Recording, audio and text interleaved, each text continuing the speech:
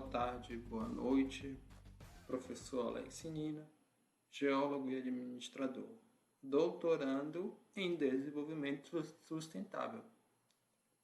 E hoje nós vamos falar justamente de desenvolvimento sustentável. Então, o tema onde eu estou fazendo o meu doutorado. Origens do desenvolvimento sustentável. É bom a gente falar que desenvolvimento é uma coisa e sustentável é outra. Inclusive que tem origens históricas distintas. Desenvolvimento surge antes e sustentável surge depois. Historicamente, então, primeiro se falou em desenvolvimento e depois se acrescentou o adjetivo sustentável. E de onde é que vem essa história? Bom, a gente pode pegar vários marcos, mas eu gosto de iniciar pelo marco do progresso iluminista. Então, essa ideia de desenvolvimento tem suas origens nos ideais de progresso iluminista, do final do século XVIII e início do século XIX. Se preconizava, de modo geral, o otimismo dos processos produtivos. Então, se tinha o predomínio da razão, do direito e da liberdade de crítica, da noção de igualdade entre as pessoas, da oposição ao poder absoluto e do conhecimento como fonte de progresso. Aqui alguns autores iluministas, John Locke, Voltaire, Jean-Jacques Rousseau, James Diderot, e a perfeição humana, lá do Leonardo da Vinci. Então, você tinha essa ideia de progresso da ciência, que isso inevitavelmente levaria ao processo de desenvolvimento da sociedade como um todo. E aí o homem começou a olhar para trás, desde lá da pré-história, e foi ver que o desenvolvimento ele é causado pela questão técnica científica. Então, o desenvolvimento é em si algo técnico-científico. Você tem aí a descoberta do fogo, alguns marcos da história da humanidade e da pré-história, né? Porque nesse caso aqui nós estamos falando de pré-história. 800 mil anos atrás, a estimativa, primeiras ferramentas de pedras há 100 mil anos atrás, a agricultura primitiva, aí o homem passou a não ser mais nômade há 10 mil anos atrás. Você tem o surgimento da história, que a história surge com a escrita, há 3.500 anos aproximadamente. Você tem a descoberta da pólvora na China, 1.300 anos, até o aparecimento do smartphone no século XXI. Então, tudo meio um processo de melhoria técnico-científica e melhoria do bem-estar e da expectativa de vida da população humana. Então, aqui a taxa de crescimento mundial, você vê aqui um crescimento exponencial aqui a partir do ano aí de 1500, começando a crescer aqui justamente com o aparecimento da história, né? 3.000 anos antes de Cristo, crescendo bastante aqui numa taxa exponencial, coincidindo aí com a Revolução Industrial. Você tem aí a descoberta de vacinas, fez com que o homem ganhasse mais imunidade. O homem também, com arma de fogo, passou a caçar animais que estavam no topo da cadeia alimentar. Se nós pensarmos lá na savana africana dos nossos ancestrais, o leão era o predador do homem, com a arma esse papel inverteu. Então, aqui a expectativa de vida também foi aumentando aí ao longo dos anos. O desenvolvimento também nos proporcionou conforto. Quem não gosta, né, de estar deitado aí na sua cama macia, a gente consegue falar com nossos amigos, familiares, mesmo em outros países distantes. O processo da globalização encurtou fronteiras. A questão da locomoção também foi facilitada com os automóveis. E quem nunca soltou aí a geladeira de madrugada? Imagine o conforto que é. Você não precisa caçar, você não precisa nem mesmo colher hoje em dia. Isso já foi até terceirizado para a maioria das pessoas. Basta você abrir sua geladeira e tem lá seu bolo para você assaltar a geladeira de madrugada. Então, tudo isso é muito bom. Mas nem tudo são flores. Então, você tem também espinhos no meio dessas flores. Já nessa época do iluminismo, surgiram questões que continuariam a acompanhar todos os debates sobre desenvolvimento até os dias atuais. poderiam todos os países e todas as sociedades beneficiarem do potencial gerado pelo capitalismo industrial? Ou, pelo contrário, este seria um jogo de soma zeros, em que a vitória de uns ocorreria necessariamente à custa da derrota de outros? Então, se tinha essas duas questões, essas duas alternativas, e já se questionava que poderia não ser, caso essa segunda hipótese aqui fosse confirmada, não ser algo igualitário. Então, até antes disso, você tinha um otimismo com o processo de desenvolvimento. Aqui se começou a questionar. Escolas do desenvolvimento. Já vimos que o termo desenvolvimento tem sua origem nas ideias de progresso iluminista, mas ele surge de fato no século XX, que começa a ser utilizado essa nomenclatura, desenvolvimento, a partir de várias teorias que podem ser agrupadas em 3 escolas. Então, nesse vídeo a gente não vai esmiuçar todas as teorias, porque é uma disciplina, inclusive, dentro dos cursos de economia, teorias do desenvolvimento, economia do desenvolvimento. Nós vamos falar de forma que eu gosto, uma forma que eu gosto de visualizar essas teorias, que são a partir dessas 3 escolas, neoclássica, pós-desenvolvimentista e sustentável. Não é unanimidade, nem todos os economistas dividem dessa forma. Essa é uma forma que eu gosto de dividir. Eu não sou economista, mas é a melhor forma que eu acho de visualizar, principalmente aqui a questão da escola sustentável, de onde a gente partiu para a gente chegar na escola sustentável. Vou mostrar logo aqui de cara um esquema. Nós temos esquema no progresso iluminista do século XIX, deu origem à primeira escola, a escola neoclássica, que basicamente visualizava o PIB, Produto Interno Bruto, como sinônimo de desenvolvimento. PIB é a produtividade de um país ou uma região. Então, um país é desenvolvido quanto maior for sua produtividade. É a ideia básica da escola neoclássica. A escola pós-desenvolvimentista, ela vai vir com uma crítica a esse apego todo ao PIB e a própria ideia de desenvolvimento. Então, você vai dizer, por exemplo, que o aumento do PIB não proporcionou redução da pobreza, da desigualdade, provocou degradação ambiental. Enquanto na escola neoclássica vai surgir aqui no pós-guerra, após a Segunda Guerra Mundial, 1945, a escola pós-desenvolvimentista vai começar a surgir aqui em 1960, 68, e vai ser muito importante, mas vai ser uma escola que vai mais ser crítica do que propositiva. Então, a partir dessas críticas, a escola neoclássica vai ser reformulada. Aí sim surge a escola sustentável. Ela vai dizer que o PIB ele não é um sinônimo, mas ele é uma condição para o desenvolvimento. Ou seja, se você apenas cresce a produtividade, isso não significa desenvolvimento sustentável. Mas sem isso você não consegue alcançar o desenvolvimento sustentável. E essa escola sustentável, ela tem 2 correntes, que é a escola da sustentabilidade fraca e da sustentabilidade forte. Então, esse aqui é um pequeno esquema da aula. Escola neoclássica. Surgiu a partir do final da Segunda Guerra Mundial e conceituava o desenvolvimento como sinônimo de crescimento da economia, ou do PIB ou PIB per capita. Então, aqui é a produtividade do país, a produtividade é dividida pela população. Se baseava na teoria dos benefícios mútuos, para a qual o aumento da produtividade global provocaria uma melhoria no bem-estar tanto dos países pobres como dos ricos, ou das pessoas pobres e das pessoas ricas. Então, o PIB global, de acordo com a teoria dos benefícios mútuos, funciona como uma maré. Seu crescimento afeta de forma benéfica a todos. Então, você tem aqui os barcos grandes e pequenos aí no mar. Quando a maré sobe, sobe todo mundo. Então, o PIB funciona da mesma forma, como se os barcos pequenos fossem os pobres e os barcos grandes fossem os ricos. Um crescimento da maré provoca um aumento aí no nível de todos os barcos. Então, seja a analogia é que o barco pequeno é o país pobre e o barco grande é o país rico, ou o barco pequeno é a pessoa pobre e o barco grande é a pessoa rico.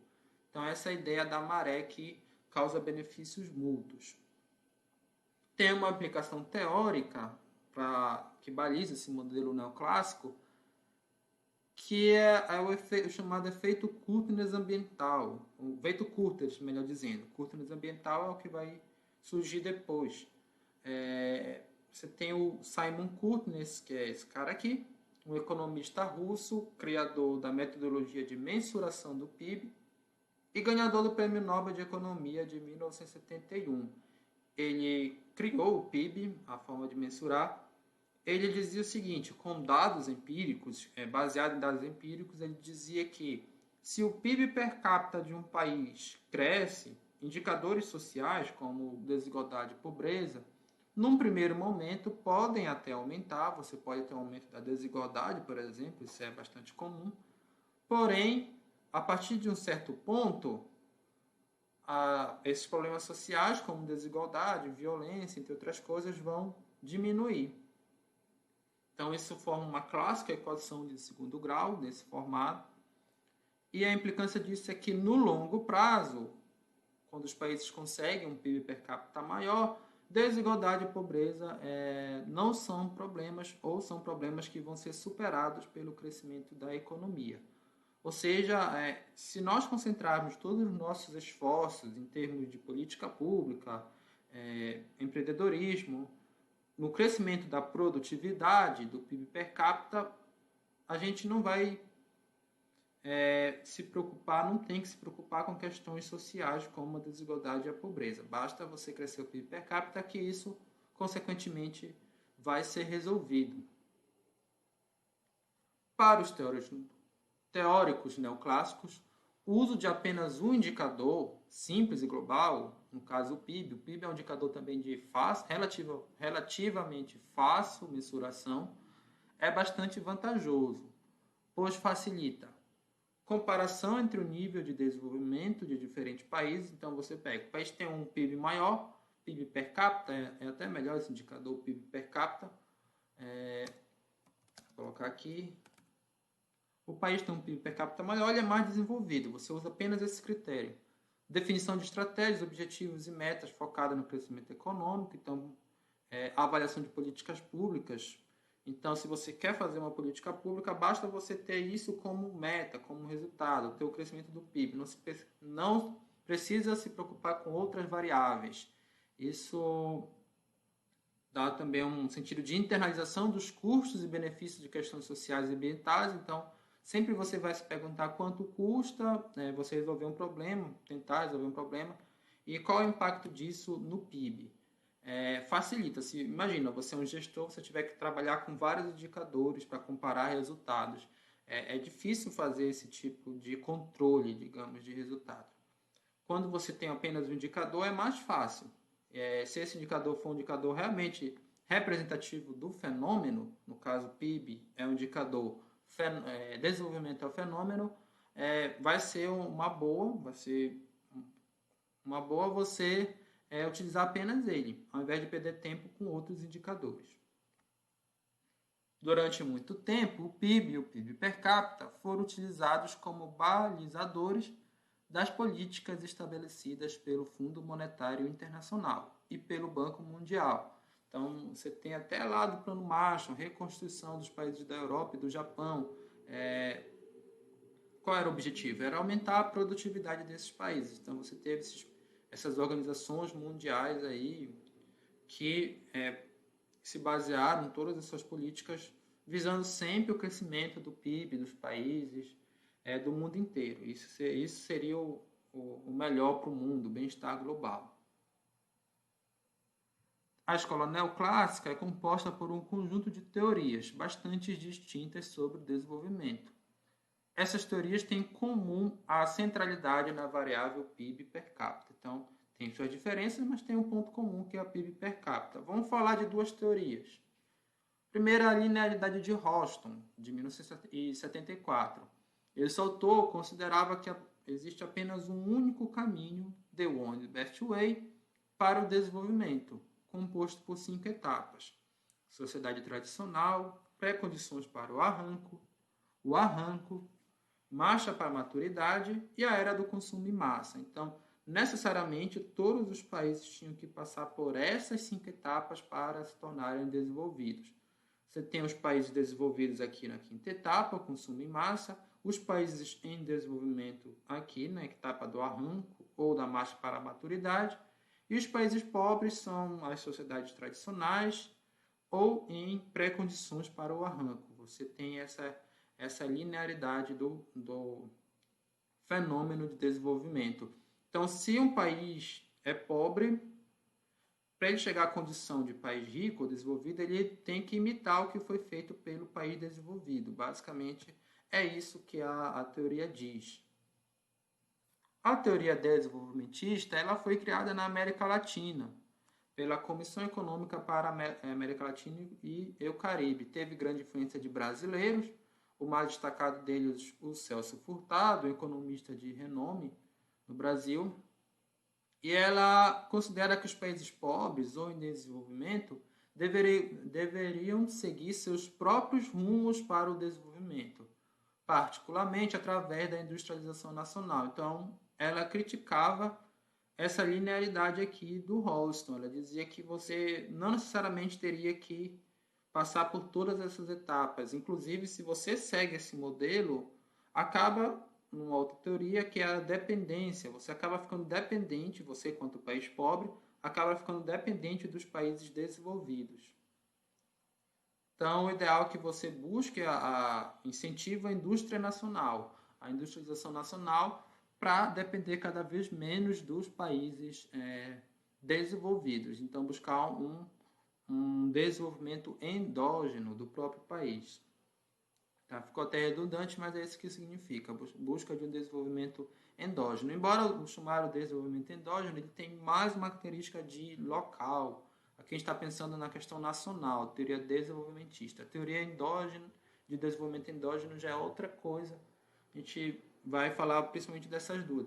Olha, o objetivo aqui não é fazer uma explanação minuciosa do que foi a escola neoclássica. Só falamos algumas dessas duas teorias, que elas têm o ponto em comum, que é o PIB. Todas aqui também se busca, através da industrialização, crescer o PIB per capita, mas tem essa divergência.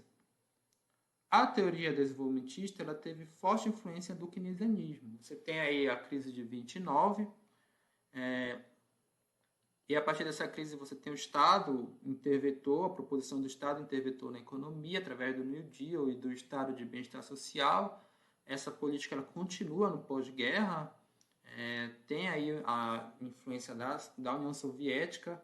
Significa, se a União Soviética tinha um pensamento ali de socialismo, entre aspas, os estados capitalistas eles mantinham um estado de bem-estar social que é para manter certos benefícios assim, do ponto de vista social, ou um estado mais promotor de, entre aspas, né, porque isso é questionável, benefícios. No Brasil, essa influência do keynesianismo e do desenvolvimentismo possibilitou a criação de grandes empresas públicas no governo Getúlio Vargas e na própria ditadura militar, como Petrobras, a Eletrobras, a antiga Companhia Vale do Rio Doce, que só nos anos 90 foi ser privatizada, dando origem à Vale, e também outras políticas públicas, como a integração da Amazônia. O lema era integrar para não entregar, ou seja, construíram-se várias rodovias para ligar os pontos mais desenvolvidos do país, aqui na região sudeste, São Paulo, Rio de Janeiro, com as regiões menos povoadas, como a Amazônia. O próprio projeto de Brasília está dentro dessa lógica aqui de integração nacional, justamente para não entregar aos estrangeiros, ou seja, tem um forte aspecto nacionalista e desenvolvimentista. Escola pós-desenvolvimentista. As disfunções do desenvolvimento. A escola pós-desenvolvimentista nasceu de um conjunto de críticas ao uso do PIB como indicador de desenvolvimento. Sato Streg utiliza o termo mau desenvolvimento, associando a 4 disfunções do modelo de desenvolvimento neoclássico. Então, é uma grande crítica à escola neoclássica. A primeira disfunção são estudos dos anos 1960 e 1970 evidenciaram que as altas taxas de crescimento econômico não provocaram uma redução da pobreza, do desemprego e do subemprego e da desigualdade social. Então, apesar de alguns países terem se desenvolvido, crescido o PIB, não necessariamente isso provocou uma redução da desigualdade, contestando o modelo da curva de Kurtness, na qual dizia que ao longo prazo o crescimento do PIB, o crescimento econômico, iria reduzir as desigualdades e a pobreza. Então isso não foi verificado nesses estudos. Então a primeira disfunção é essa. A separação neoclássica entre países subdesenvolvidos e desenvolvidos, baseadas no PIB, falhou ao implantar a agenda política dos primeiros, o objetivo de alcançar os segundos, sem questionar se o aumento da produtividade provocaria uma melhoria no bem-estar social. Então, é um pouco da própria escola desenvolvimentista cepaliana, que dizia que essa separação aí entre subdesenvolvidos e desenvolvidos, ela não é perfeita, ela não tem um caminho único, e que os países pobres eles não têm que seguir os mesmos rumos que os países ricos seguiram, não tem aquelas 5 etapas de Houston. Só que mesmo lá na escola cepaliana, o PIB ele não deixa de ser uma variável importante, a variável, o principal objetivo a ser alcançado. Por isso que ela é uma escola neoclássica. Nesse caso aqui, não. Se questiona não só essa divisão entre países subdesenvolvidos e desenvolvidos, como a própria noção de PIB como um indicador falho do processo de desenvolvimento. Não se questionava essa questão. Olha, se aumentar a produtividade, melhoraria o bem-estar social de toda a população, não apenas da parcela mais rica. A segunda disfunção é o aumento dos impactos ecológicos e a escassez dos recursos naturais. Então, primeiramente, o desenvolvimento possibilitou que saíssemos de nossa casa. Então, você tem aí na década de 60, quando essas discussões estavam ocorrendo, o contexto de Guerra Fria e de corrida armamentista e espacial. Então, você tem o homem chegando à Lua, o homem saindo da Terra. Né? Primeiro saíram os russos com a cachorra, Laika e o Yuri Gagarin, depois os americanos chegaram. Isso aqui é mais recente, o homem enviando o robozinho para Marte. Então, tudo isso está dentro do mesmo processo de desenvolvimento tecnológico, digamos assim. Mas teve um impacto muito grande do ponto de vista do que significou o homem sair da Terra. Sair da Terra, porque você teve a primeira foto da Terra em 1963 e a primeira foto da Terra inteira, que é uma das fotos mais divulgadas no mundo. A foto recente, digamos assim, mais divulgada no mundo é justamente essa, em 1972. E o homem, o sentido de você impactante de você ver uma foto da Terra foi perceber os limites dela. Então nós percebemos que ela é limitada. Será que a Terra funciona tal qual aqui esse ônibus e que nossa população já com bastante número de gente, com bastante crescimento populacional, não estaríamos aqui num ônibus desgovernado já pendendo para cair, né? Porque as vagas dentro desse ônibus são limitadas. Será que essa analogia não serve para a Terra também? Já que ela é limitada, haveria um limite para qual número de pessoas poderia alcançar. Do contrário, ia acontecer um colapso. Isso foi sustentado de forma mais científica, digamos assim, esse livro, Limits to Grow, ou Limites para o Crescimento. Clube de Roma, Meados et al., ele é de 72. Esse livro ele já começa falando, logo nas primeiras páginas, da perspectiva humana. vai dizer que a maioria das pessoas ela tem uma perspectiva de tempo e espaço de curto prazo, né? Então, o tempo a gente pensa muito mais na próxima semana do que na nossa velhice ou quem sabe nos nossos filhos e netos. Ao passo que no espaço a gente pensa muito mais nos impactos das nossas atividades a nós mesmos e aos nossos familiares ou amigos próximos e muito menos no impacto ao país e ao mundo. Então, o número de pessoas que pensam aí no longo prazo na unidade geográfica maior, ele é menor. Eu peço desculpa que aqui está tendo um barulho, acho que vocês estão percebendo, mas vamos lá continuar. O crescimento populacional. Então, aí na década de 50 já se estimava que em 2040, 2050, a população humana iria chegar a 9 bilhões de habitantes.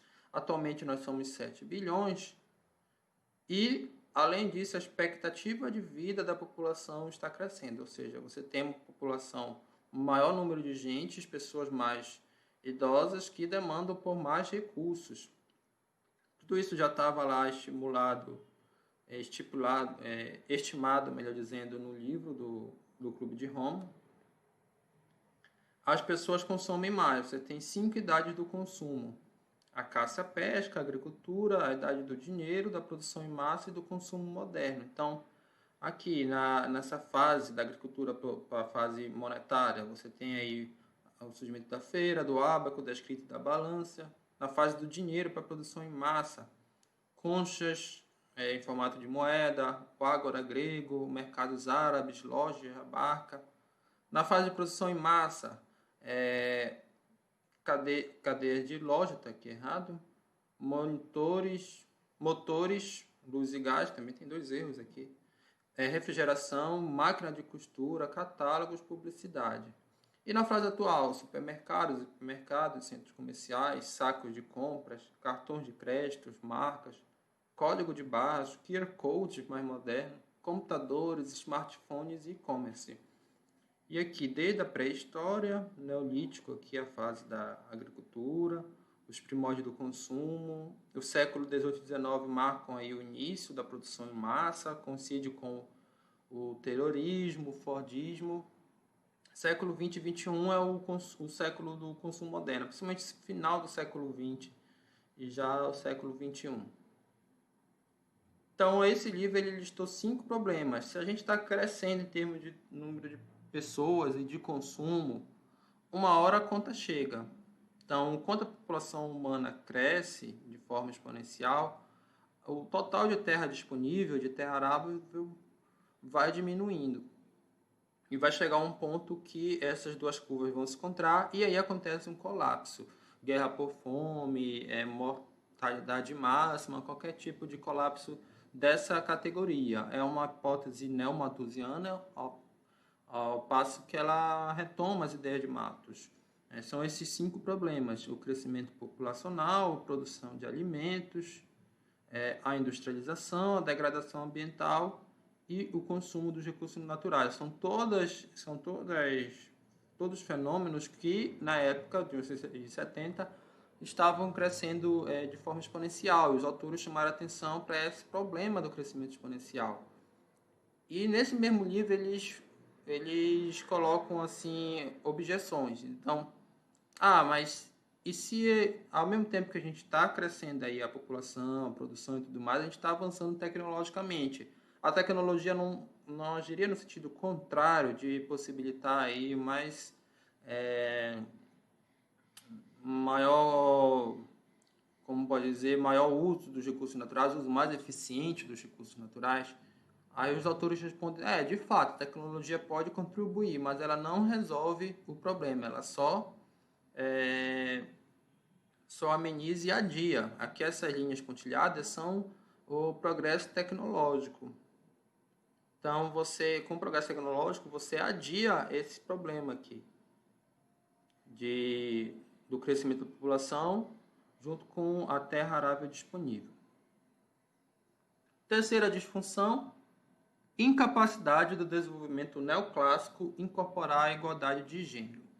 Tem uma obra clássica da Vandana Shiva, que é Stay Alive.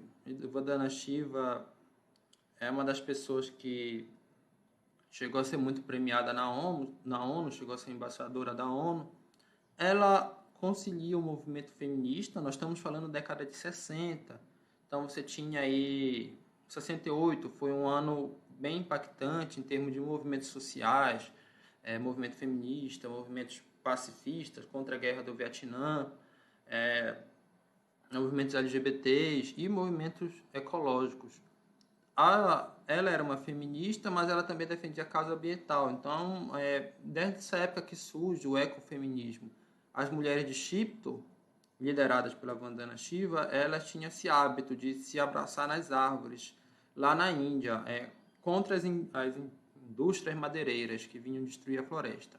E assim a Vandana Shiva fala: o que é correntemente denominado de desenvolvimento é essencialmente mau desenvolvimento, baseado na introdução ou acentuação da dominação do homem sobre a mulher e a natureza. Enquanto o uso do PIB está aumentando como medidor real da riqueza, a riqueza da natureza e a produzida pelas mulheres estão diminuindo. Então ela coloca no mesmo bojo as ideias de desenvolvimento, as ideias neoclássicas, do machismo estrutural. Ela diz que são ideias que, do ponto de vista cognitivo, estão alinhadas e que causam um problema, que é essa busca insensata pela produtividade, que não leva em conta a questão das mulheres e da natureza, do próprio limite dos recursos naturais. A quarta disfunção é a redução da liberdade e dos direitos humanos. Então, em meados do século XX, regimes ditatoriais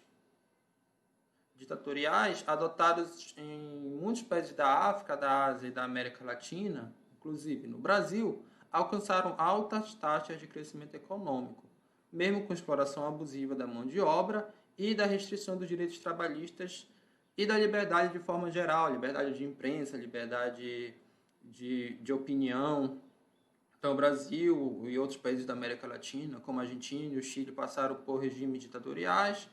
Na África não foi diferente, mas a ideia era que o Estado poderia controlar a economia. A ideia é implantar aquele desenvolvimentismo da escola cepaliana para buscar o crescimento econômico.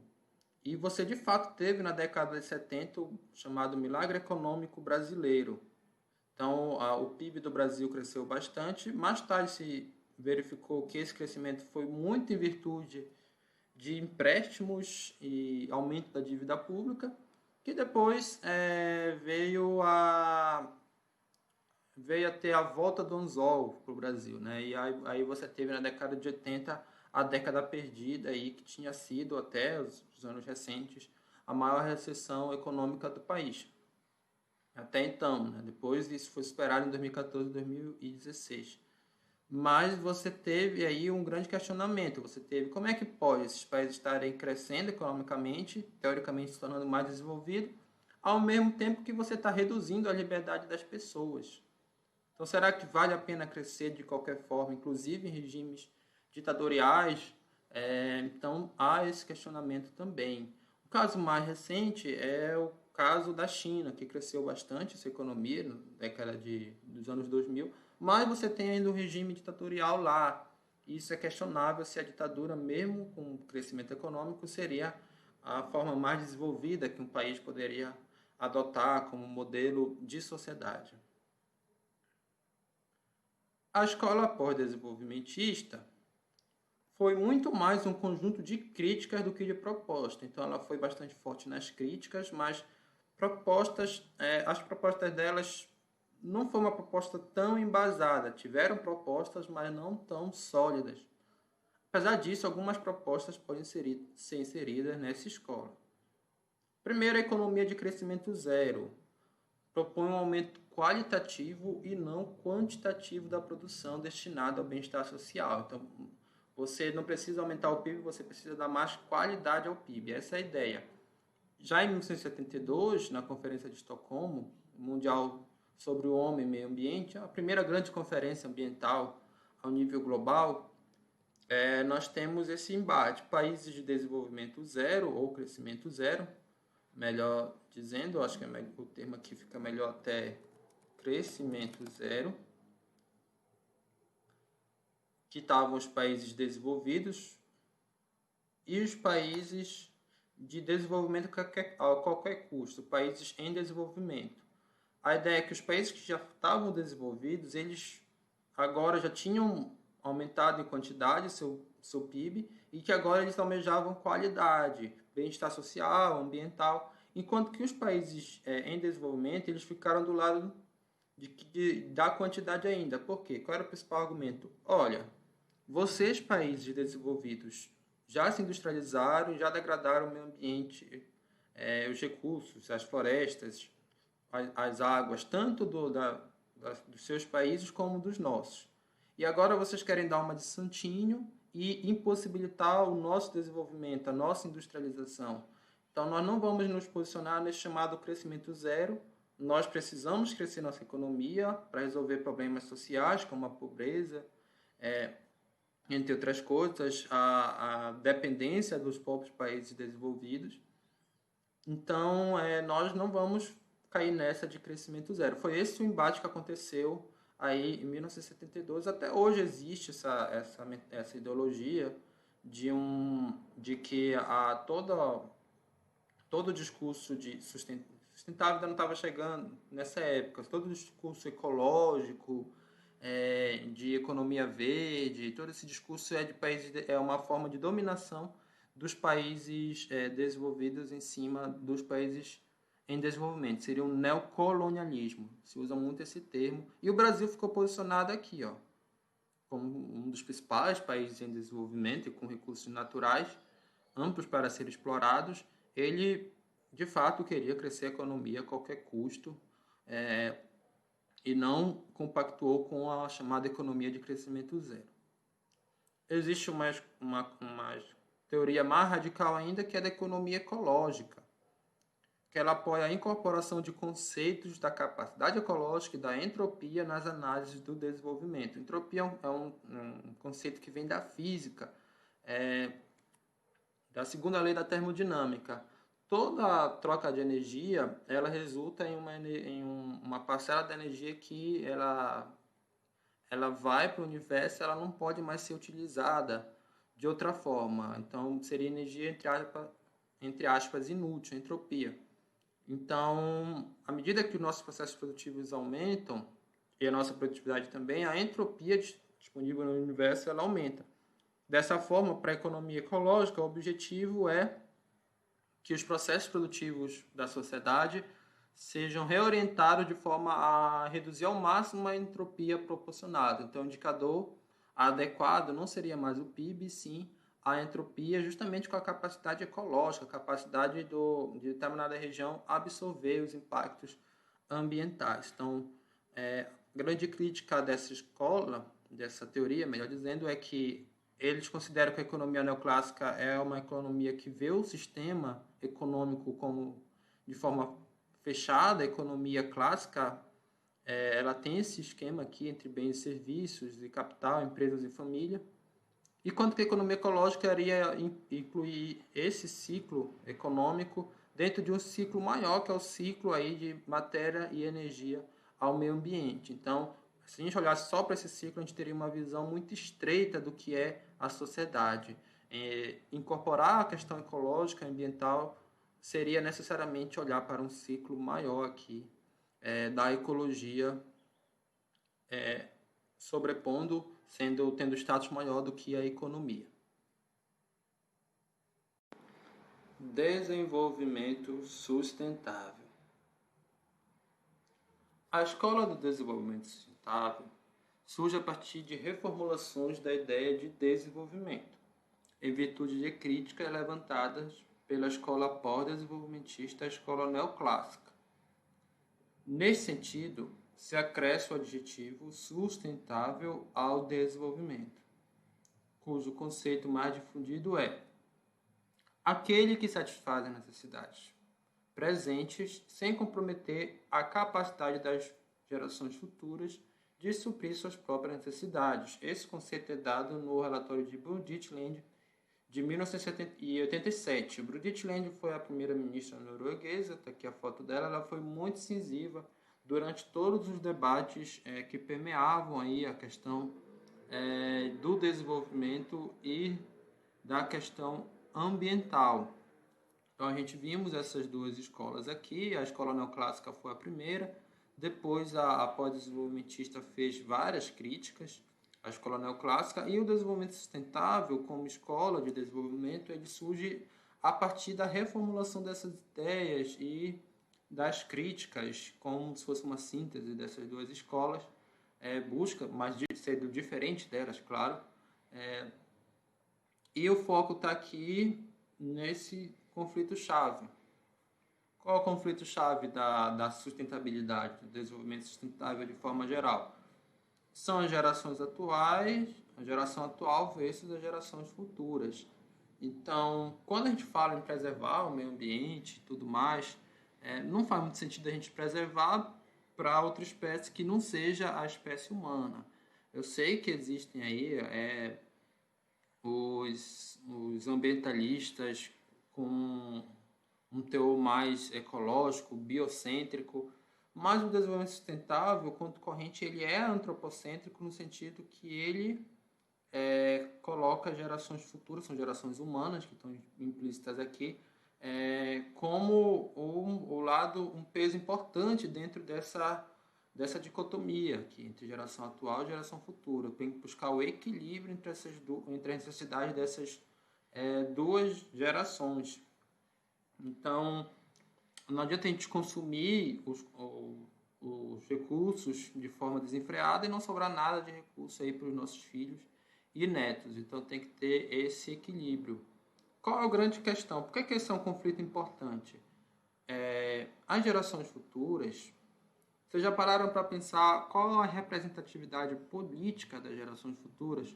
Hoje, todos nós, acima de 18 anos ou 16, já podemos eleger nossos deputados, governantes, já temos representatividade política.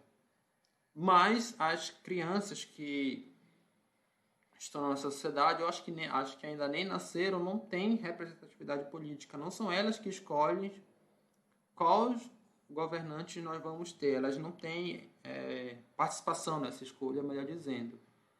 Mas os impactos que nossos governantes e nós tomamos hoje vão interferir na vida dessas pessoas no futuro. Ou seja, tem um não balanceamento aí do que a gente faz hoje impacta o futuro, mesmo do ponto de vista político. Nessa mesma ideia, por exemplo, na Holanda você tem o Partido dos Animais, que é um partido importante lá, tem várias cadeiras no legislativo, que eles têm esse mesmo argumento. Os animais eles não têm representatividade política, portanto, eles precisam de pessoas que os representem. Está dentro daquela corrente mais biocêntrica que eu falei ainda há pouco. Aqui a sustentabilidade também parte desse princípio. A gente não tem representação política das crianças e gerações futuras, mas a gente, por conta disso, a gente não tem que deixar de pensar nelas, na sobrevivência da nossa própria espécie. Então, esse que é o conflito-chave, né?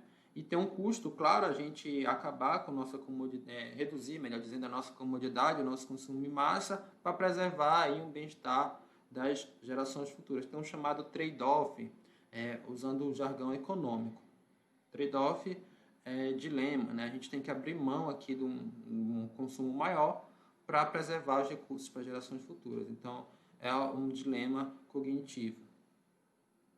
Tem conflitos secundários, claro, propostas desenvolvimentistas, com as propostas ambientalistas, os conflitos entre ricos e pobres, eu já falei ainda há pouco, que muito se questiona, por exemplo, o discurso ambiental como um discurso elitista, em que seria uma nova forma de neocolonialismo. E dentro desse bojo também temos esse conflito aqui de países do norte desenvolvidos, principalmente Estados Unidos e os países europeus, e países do sul pobres ou em desenvolvimento. Confusão. De acordo com Romberg e Sandbrook, no início dos anos 1990, haviam mais de 70 definições de desenvolvimento sustentável. Então passou a ser um termo bastante utilizado, passou a ser um certo modismo do ponto de vista acadêmico, político, midiático, e passou a ter vários termos e ficou uma forma muito generalizada.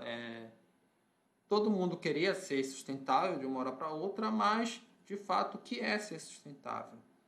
Então, alguns desses conceitos. Um princípio, uma política opcional, que visa manter um nível aceitável de crescimento per capita, sem a depreciação das reservas de recursos naturais. Crescimento per capita se traduz aqui como crescimento econômico per capita, tá? Crescimento do PIB per capita. O conceito de Turner, de 1988. Outro conceito, rede de produtividade da biomassa, balanço positivo de massa por unidade de área e unidade de tempo, mantida por décadas e séculos, com em 1987. Alguns conceitos que foram bastante difundidos, além, claro, do mais difundido do conceito de Brundtland, aquele que satisfaz as gerações atuais sem comprometer a capacidade de satisfação das gerações futuras. Cada uma dessas definições cabiam uma série de diferentes interpretações, com muitas críticas. Então, alguns autores eles criticavam todos esses conceitos.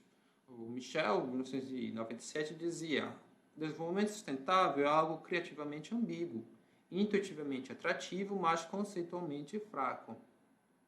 Redcliffe, 1997, desenvolvimento sustentável é como uma mãe, um Deus, é difícil não aprovar ele.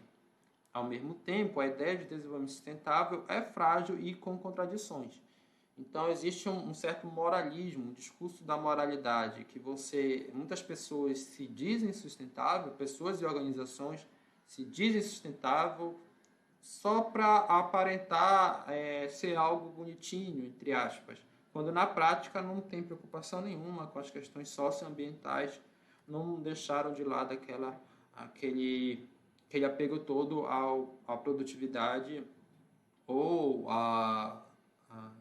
às outras pessoas, ou às futuras gerações, ou não leve em consideração, melhor dizendo, as outras pessoas e futuras gerações, se preocupam só com si, mas tentam passar a imagem de que se preocupam com a sustentabilidade.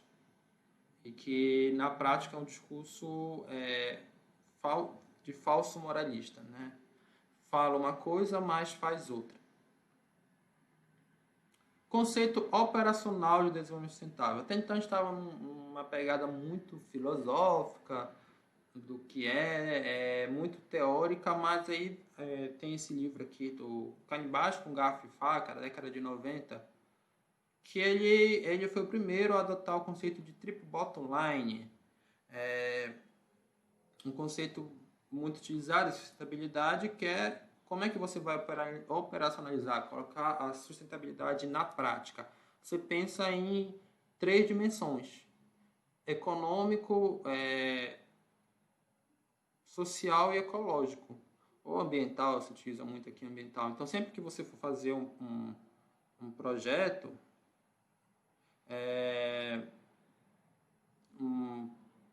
um projeto político, um projeto de uma empresa, você vai pensar aqui nessas 3 variáveis e vai avaliar de forma inicialmente separada cada uma delas, mas depois de forma integrada. E, na verdade, o desenvolvimento sustentável seria aquele que conciliasse o avanço nessas 3 variáveis aqui. Na variável econômica, temos redução da pobreza absoluta, equidade, aumento dos bens e serviços. A gente poderia colocar aqui também o aumento do PIB, claro. Do PIB. Vamos colocar aqui, editando a aula, no próprio momento da aula. Vamos diminuir um pouco a letra, beleza. Social, diversidade cultural, sustentabilidade institucional, justiça social, participação. E ecológico, diversidade genética, resiliência, produtividade biológica. Alguns exemplos. Olha, o capital econômico. E aí todas essas dimensões elas podem ser avaliadas em termos de capital. Tá bom? A ideia é que você pode avaliar o crescimento do capital em cada uma dimensão dessas dimensões. O capital econômico, ele basicamente se reflete aos bens materiais. Então, chega a ser o dinheiro, que é o capital mais líquido que tem, né? Então, imóveis, equipamentos, carros, automóveis, de forma geral, computadores, crédito, tudo isso entra como capital econômico. O capital social são bens imateriais. Aí entra a questão dos direitos humanos, os direitos básicos, a cidadania, a participação, acesso à informação, à educação, à cooperação, os bens imateriais, como a amizade, capacitação profissional, capital humano, a saúde e o bem-estar. E no capital ecológico entram os recursos naturais. Então você tem aí a água, a biodiversidade, os recursos da terra, os recursos do subsolo, o petróleo, a genética, os recursos genéticos, os recursos minerais. Tudo isso são o capital natural, ou capital ecológico, ou capital ambiental. São tudo termos para dizer a mesma coisa. Então, enquanto lá o Triple Bottom Line ele coloca 3 dimensões, ambiental, econômica e social, outros autores colocam 4, 5, 6.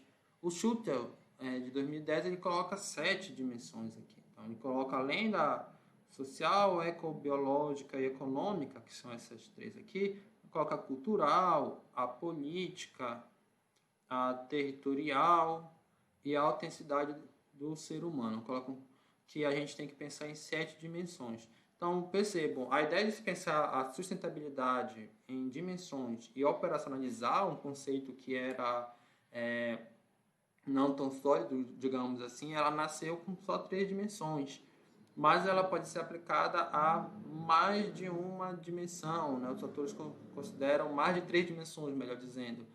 Se você pegar o livro do IBGE, Indicadores do Desenvolvimento Sustentável, é muito utilizado no Brasil, você tem 4 dimensões: social, ambiental e econômica e institucional, que seria das políticas públicas e tudo mais, né? Alguns autores colocam 4 dimensões como sendo social, econômica, ambiental e cultural, mas a ideia básica é de você dividir em, no mínimo, 3 dimensões. Essas 3 que não podem faltar: a social, a ambiental e a econômica.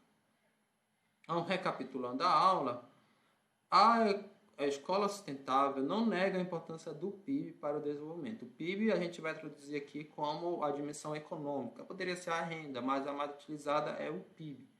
Embora reconheça a necessidade de incorporação de outras variáveis, ou seja, as outras dimensões, principalmente a social e ambiental. Então, recapitulando, o progresso iluminista do século XIX deu origem à escola neoclássica, lá no final da Segunda Guerra Mundial. Ela caracterizava o PIB como o sinônimo do desenvolvimento, ou seja, você desenvolver um país é você basicamente aumentar o PIB. Surgiram na década de 60 várias teorias que se agrupam dentro da escola pós-desenvolvimentista. Elas criticam o uso do PIB como sinônimo de desenvolvimento. Tem algumas propostas, mas não tão sólidas, mas as críticas são bem severas. E aí você tem a reformulação da própria ideia de desenvolvimento. E a partir dessa reformulação surge a escola neoclássica. Ela vai dizer que o PIB não é sinônimo, mas sim uma condição para o desenvolvimento. E aí ela tem 2 correntes que nós vamos falar: a sustentabilidade fraca e a sustentabilidade forte. Então vamos lá, só uma síntese. Escola neoclássica, desenvolvimento é igual ao crescimento do PIB. Escolas pós-desenvolvimentista, desenvolvimento é igual a melhoria de outras variáveis. Vou colocar aqui. Melhoria de outras variáveis ambiental, social, etc., diferentes do PIB. Então, o PIB não entra na equação. A escola sustentável, ela é crescimento do PIB mais melhoria de outras variáveis, só para fixar aqui o que significa. Então, se não tiver crescimento do PIB, não tem desenvolvimento sustentável. Tá bom? Não existe, só você melhorar a questão social e ambiental, sem você melhorar a questão econômica, não existe desenvolvimento sustentável. Então, tem muitas pessoas que confundem o conceito de desenvolvimento sustentável e acreditam que é você largar, por exemplo, a sociedade capitalista, o sistema capitalista. Não, porque o sistema capitalista, de acordo com a teoria marxista, é aquele que mais busca a produtividade, né? Inclusive em detrimento, na visão de Marx, do bem-estar da classe trabalhadora. Então, é um sistema que busca a produtividade, que está, de fato, mais alinhado com a escola neoclássica, mas você abrir de mão completamente essa produtividade, você não está defendendo, você não está alinhado à escola sustentável. E não tem nada de mal nisso. A gente viu que é um termo bastante controverso e não necessariamente todo mundo tem que ser sustentável, né? Você tem correntes como o próprio ecomarxismo que criticam veementemente essa escola do desenvolvimento sustentável, porque para eles, uma visão ecomarxista, não pode haver desenvolvimento dentro de um sistema capitalista pautado no crescimento da produtividade. Então, eu lembro, já faz um tempo, essa questão de rede social, quando eu era mais novo, né, que eu parei com isso, um amigo meu, marxista, dizia que o caminho para a sustentabilidade era o fim do capitalismo. Não tem nada de errado ele ser contra o capitalismo, mas o problema é conceitual. Ele defendeu o fim do capitalismo como caminho para a sustentabilidade. Isso não é sustentabilidade, isso é ecomarxismo. Ele pode defender isso, que ele não pode errar, ter um erro conceitual aí, né? Pelo contrário, se ele defende o fim do capitalismo, ele tem que ser contra a sustentabilidade. É essa a ideia. Existem várias pessoas que são contra a sustentabilidade, justamente por não concordar com essa busca insensata pela produtividade. Mas escola sustentável não é só produtividade, também leva em conta aqui outras variáveis.